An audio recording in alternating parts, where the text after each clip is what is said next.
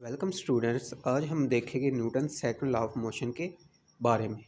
उसको हम स्टडी करेंगे। Newton second law of motion deals with situation when A net force acting on a body.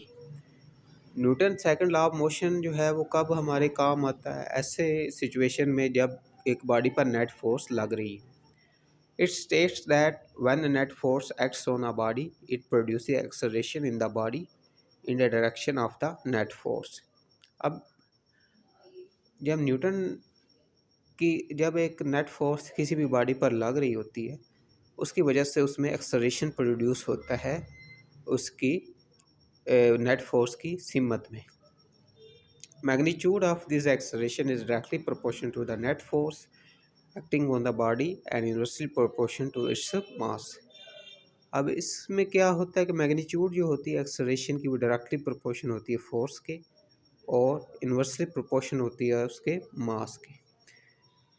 If a force produces an acceleration in the body of mass m, then we can state mathematically that अगर एक force की वजह से किसी भी body में ए acceleration produce हो रहा है और उस बॉडी का मास m है, तो हम जो है वो मैथमेटिकली इसको स्टेट कर सकते हैं कि A is directly proportion to F और A inversely proportion to M.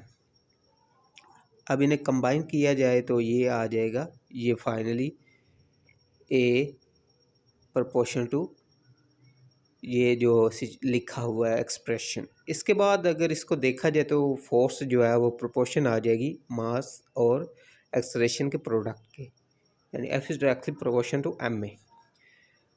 अब के की वैल्यू जो है उसको हम अगर प्रोपोर्शनलिटी ख़त्म करेंगे तो यहाँ पर बराबर और कांस्टेंट आ जाएगा और उसे हम लिखेंगे एफ इज़ इक्वल टू के एम में।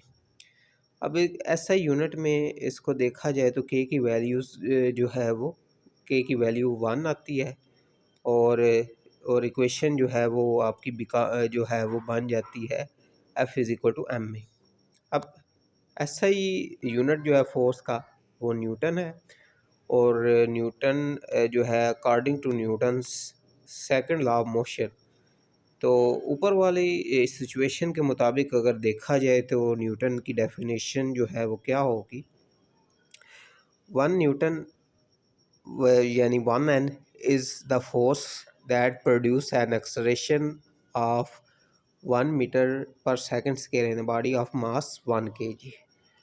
तो 1 न्यूटन की फोर्स ऐसी फोर्स है जिसकी वजह से अगर एक बॉडी पर एक इतनी फोर्स लगाई जाए कि उस बॉडी का अगर मास 1 किलोग्राम है और उस फोर्स लगने के बाद उसका जो एक्सेलरेशन बॉडी में 1 मीटर पर सेकंड स्क्वायर जो है एक्सेलरेशन पैदा हो जाए, तो हम कहेंगे कि उसकी जो है वो फोर्स जो है वो 1 न्यूटन लगी है। मैथमेटिकली इसे देखा जाए तो ये आपके पास जो है ये दिया गया है कि 1 newton is equal to 1 kilogram multiply 1 metre पर सेकंड स्क्वायर, या फिर 1 केजी आपके पास है 1 किलोग्राम मीटर पर सेकंड स्क्वायर। ठीक है, तो ये आपके पास है 1 न्यूटन की जो है वो डेफिनेशन।